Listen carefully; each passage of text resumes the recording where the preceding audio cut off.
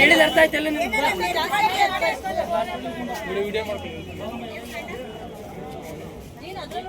ಅದ್ರಲ್ಲಿ ನೋಡಿದ್ದಾರೇನ್ರಿ ನೀನು?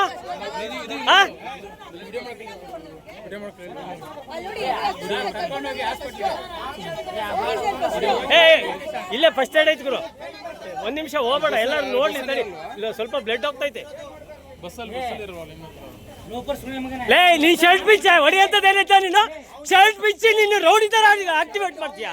ಏನ್ BMTC ಕಂಡಕ್ಟರ್ಗಳು ಅಂತ ಸುಮ್ಮನೆ ಮಾಡ್ಕೊಂಡಿಯ?